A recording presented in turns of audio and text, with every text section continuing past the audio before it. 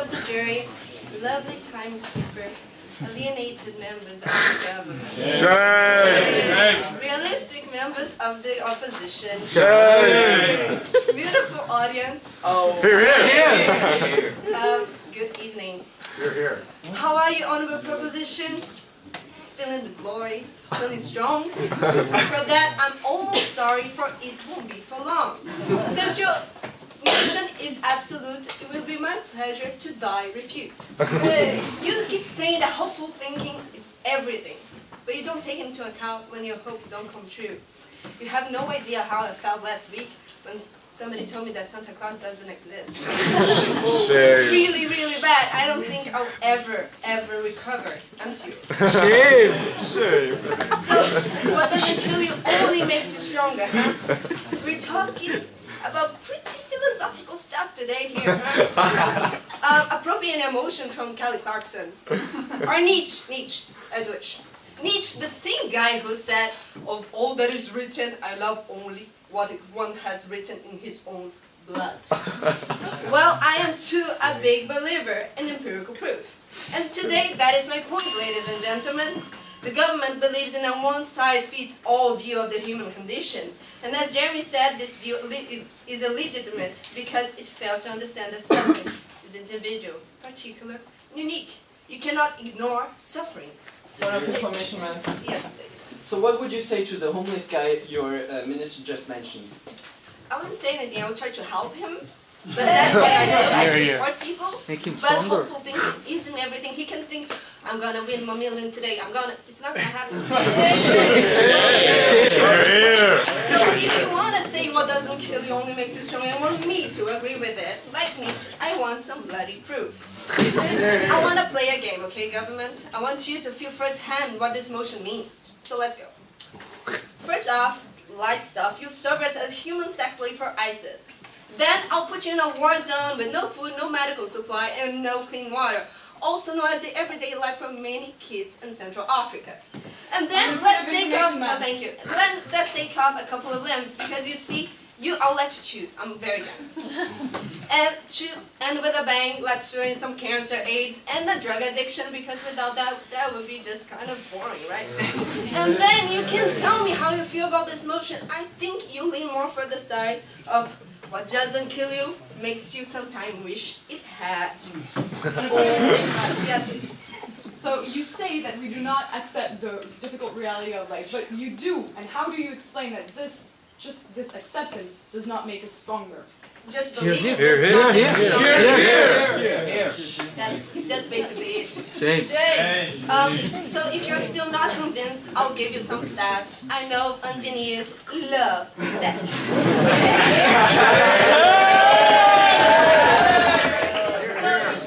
Show that 23% of people with adverse childhood experience will become depressed, as well as an average die 20 or more years younger. And to those that have none, it will be 3 times as likely to drink and 2 times as likely to get cancer. And that's one whole lot of proof. Enough of that, seriously. You know, I'm Brazilian, and we've been through some hard times, and I'm not talking about the 7-1 fiasco. Never forget. I'm talking about real struggles and adversity and danger, because that's what we're talking about here today, right? Deadly situations. I'm talking about children. They're born in wastelands, sleep with the rats, and will eat after the pigs, because the pig's meat is more important than the kid's future. I'm talking about children that are born with guns in their hands and drugs in their pockets. I'm talking about children that were born from a rape and in an unmarked grave, if so lucky. All things that may kill you, and if not, will certainly weaken you, because according to the government, this kid should be grateful for the experiences, right? Because it will make them stronger. Well, this motion patronizes and simplifies suffering. I understand why the government wants to find a mantra, a narrative, a catchy slogan to put meaning in sometimes meaningless things. But that is not always true. You don't always recover. You don't always forget. Shame. And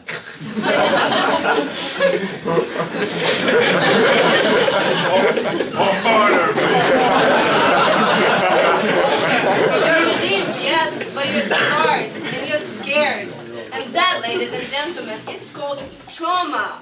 And it weakens you every single day. Point of information. Yes, please. What do you think of post-traumatic growth? Real? Yes. Yeah, well, what do you think about post-traumatic depression? It doesn't answer the question. Well, it's not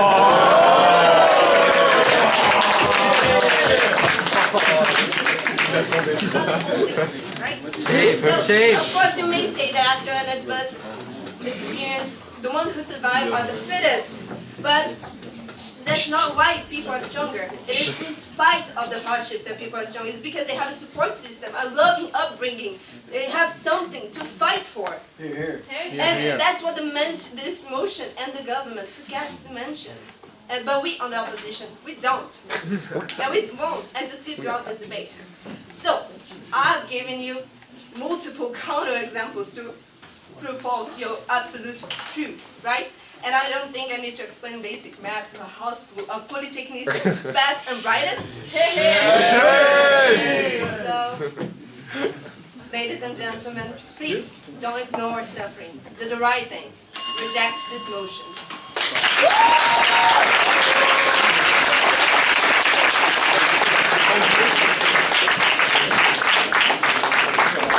Thank you very much, Madam Speaker. Moving on now to the third speaker from the government side, Mr. Grégoire Béraud.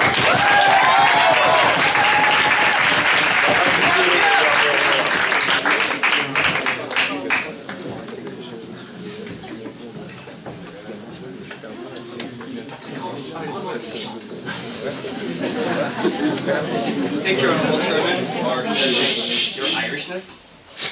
Charming Belgirl, judicious members of the jury, hopeful members of the opposition, for now, friends of the government and of the audience, ladies and gentlemen, good evening. Christopher Hitchens said, "There are all kinds of stupid people that annoy me, but what annoys me most is a lazy argument." And your line of argumentation, Ms. Pereira, is at best unbalanced. When I heard believing does not make you stronger, I wonder, what is a fight? What is hope? What is religion if you don't believe? But as our dear Prime Minister Mark said, one must not understand the word you merely as an individual notion, but also in a broader sense. You as a community, you as a society, you as a people. And for any injury one man can suffer, there is a comparable injury for one people. Physical injuries become wars. Cancer becomes terrorism. Psychological traumas become collective traumas. I wanted to start with the Battle of Hastings, like so brightly depicted on my tie. But then I said, who the fuck knows what that is? So, let me go for the Second World War, and let me take the context for you. We were at Rethand on the 22nd of June, 1940. The Battle of France lasted only 1 month and a half. France is too severely injured to continue. So we surrendered. But we did not give up. Surrendering turned us into losers. Not giving up gave us hope and made us stronger. This difference in attitude is fundamental if you're to understand fully the motion we will pass tonight. Sure, it's only one example taken from one war, but can you give me a counter-example? Can you name a country or a people which survived losing a war and which is not better off now than the day after the loss? Point of information, please. Now I see you coming up with point of information. I'll take it.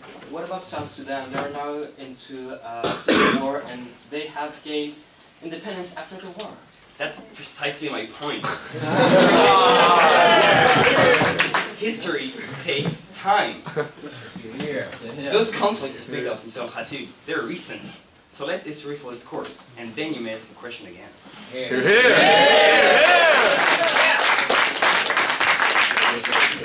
But let me explain to you why any loser in a conflict gets stronger.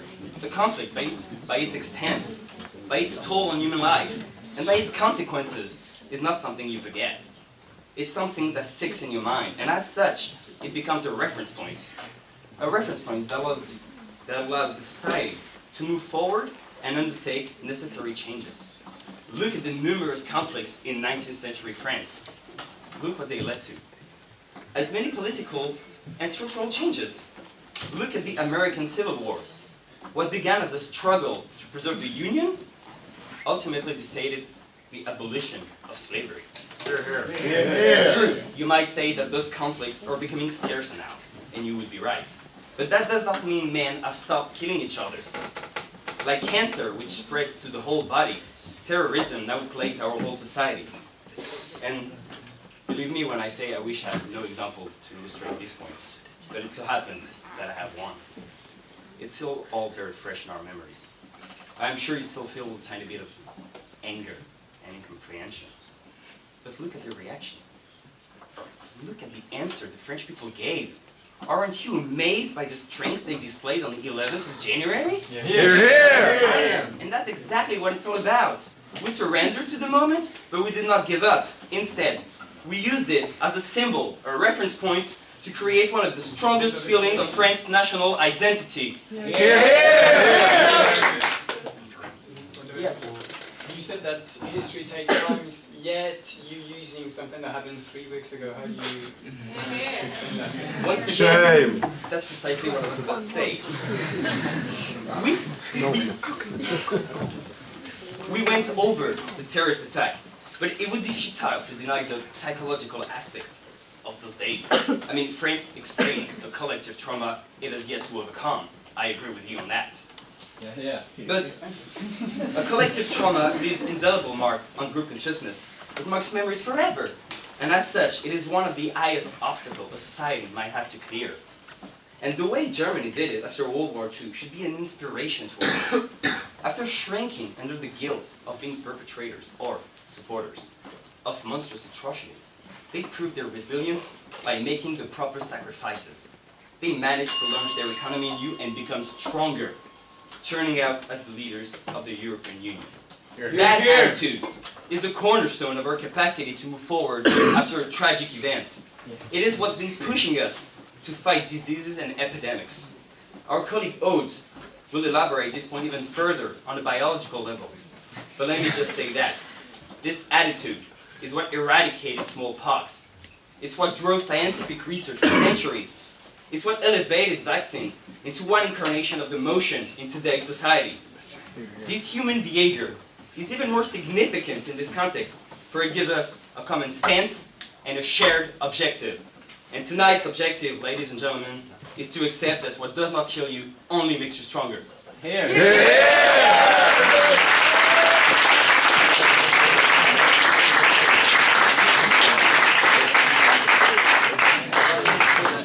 Thank you very much, Mr. Speaker. Moving on now to the third speaker from the opposition side. I call upon Ms. Tilly Cairns.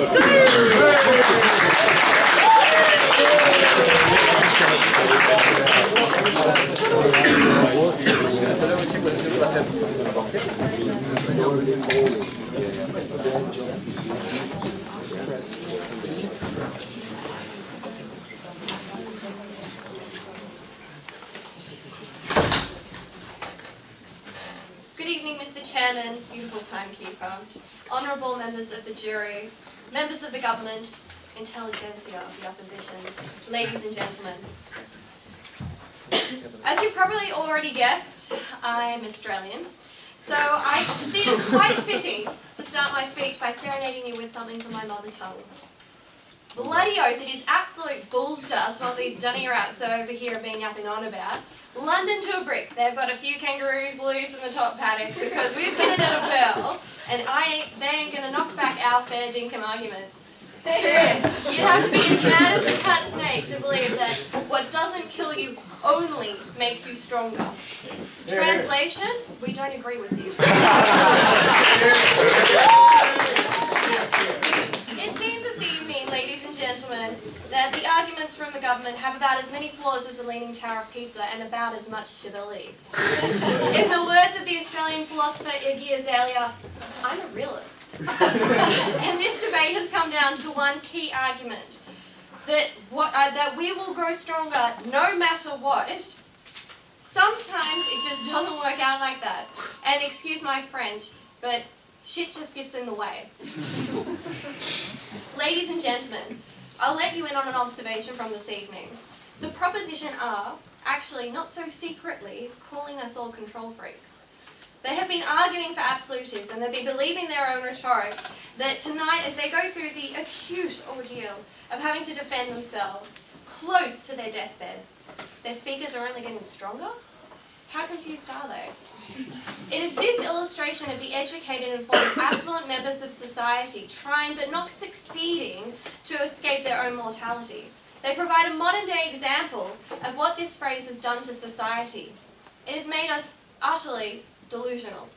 Oh, shame. We have been striving in the 21st century to overreach. Yes. Are you saying that hope makes us delusional?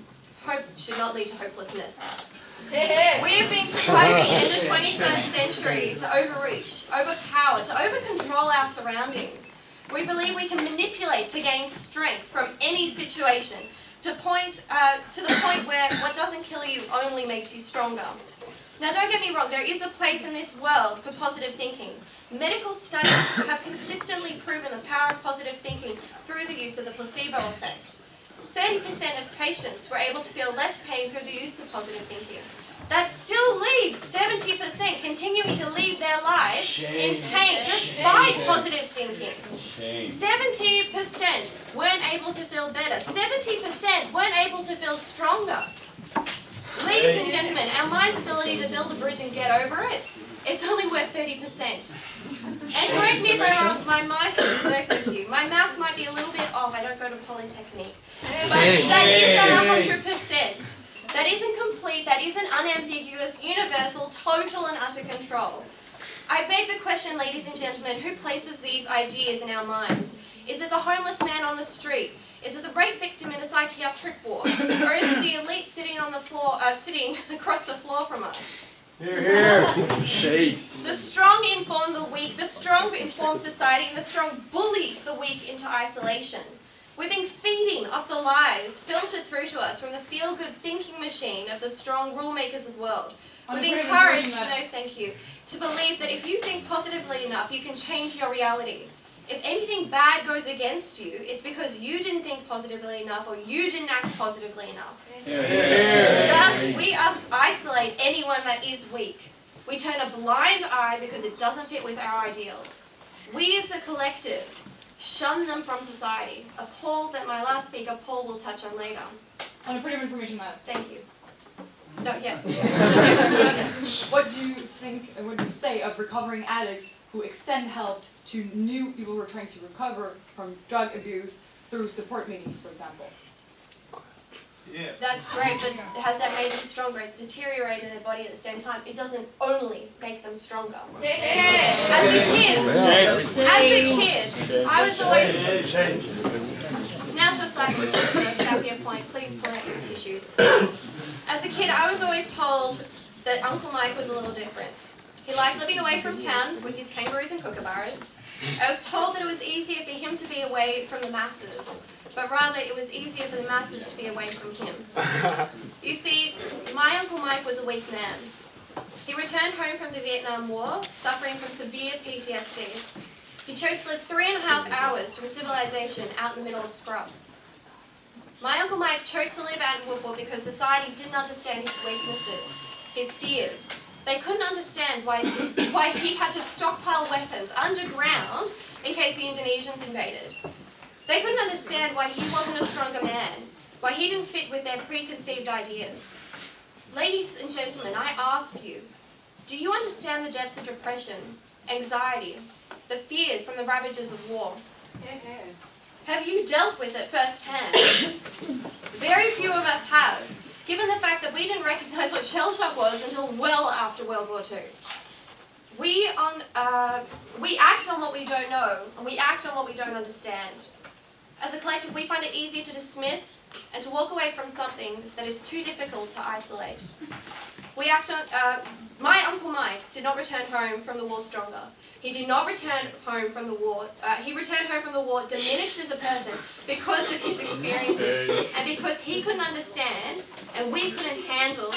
We had to isolate him to the confines of the outback because it was easier. Shame. Tonight, ladies and gentlemen, I implore you to think of my Uncle Mike, to think of a fragile man shunned from society. I implore you, ladies and gentlemen, to join the opposition in opposing this motion, if not for our arguments, then for people like Uncle Mike. Thank you.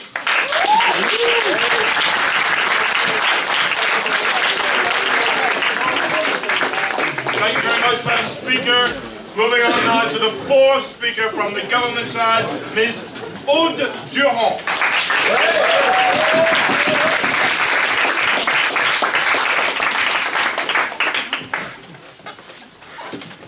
Honorable Chairman, delightful Bergo, distinguished members of the jury, eloquent yet misled members of the opposition, fellow members of the government, ladies and gentlemen. What does not kill you only makes you stronger. This is our motion tonight, and I wish to come back on the word only, because apparently the opposition has not understood this word. There's about 26 definitions of the word only in the dictionary, and I'm very surprised that our native speaker Australian here did not understand that in the English language when you use only as such, it only means simply and ultimately. It does not mean restricted to. Here.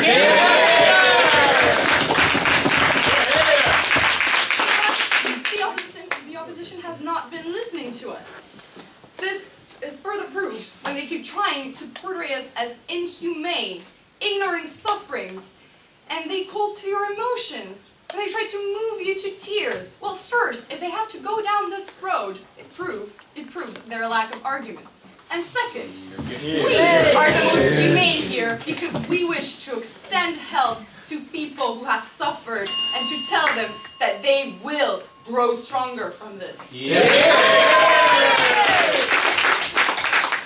Our motion, no thank you. Our motion is a very broad motion, as we, the government, have already proven. In this motion's scope, of course, as my colleague Guillaume brilliantly explained, individual challenges, personal sufferings and achievements, an attitude towards resilience.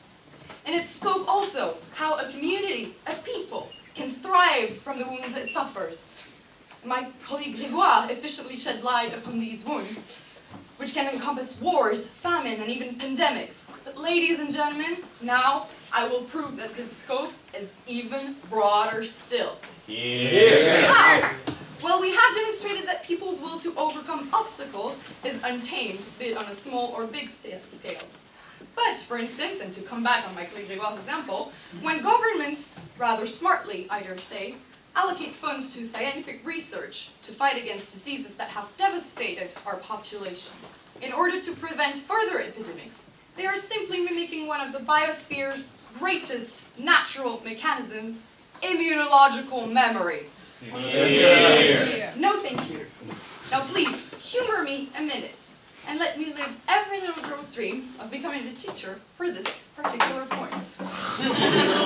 Welcome to Biology 101. What does not kill you only makes you stronger, precisely. Every pathogen that enters your body literally leaves a trail of antibodies behind it. If you manage to push through the symptoms, your B cells will have learned that such viruses... No, thank you, I'll take questions after the lecture.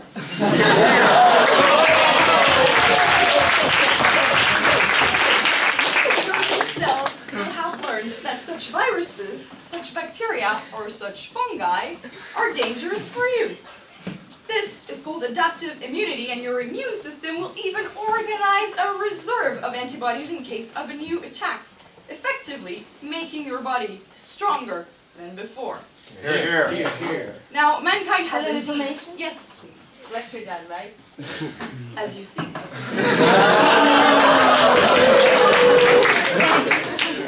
Telling about how if you survive one time, the second time will be easier, right, for the body? Well, there's a disease called dengue. It's very common in the South America. And what about that? If you, the second time you die, just so you know, how do you feel about that? Well, it's true that this mechanism is not perfect, and actually mankind has tried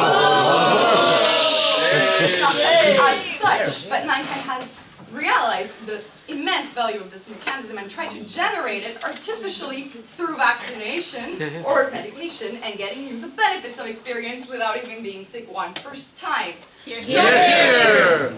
It's not only human willpower, but nature itself, which allows us to further confirm our motion today. But I see that you're still unconvinced, so I'll push this even further. Let's take this from the individual level to the species level.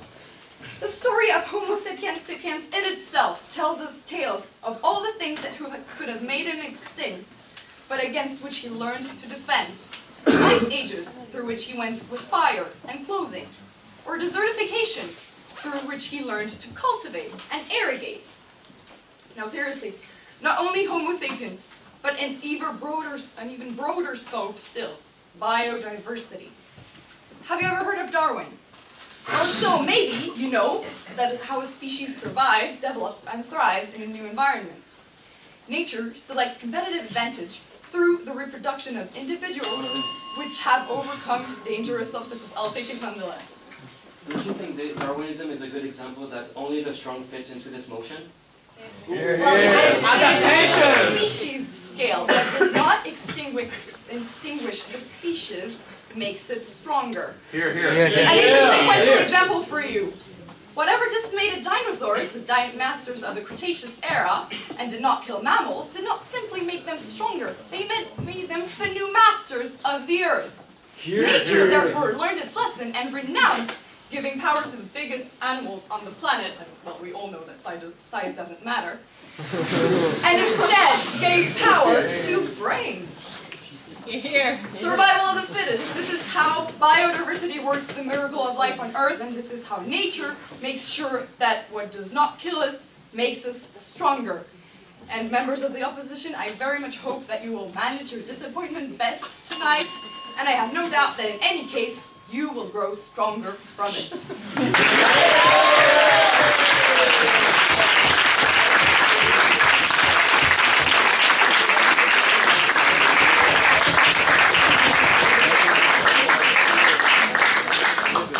Madam Speaker, moving to the fourth speaker from the opposition side, Mr. Paul Zang.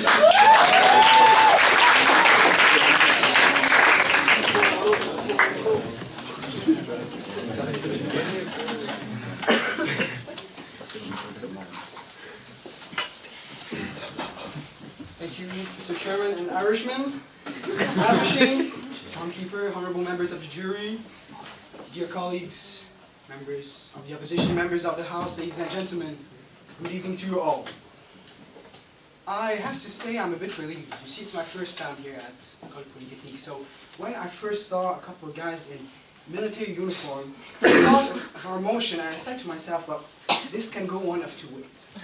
Either we win the debate and get beat up by angry engineers with swords while trying to get out of the campus.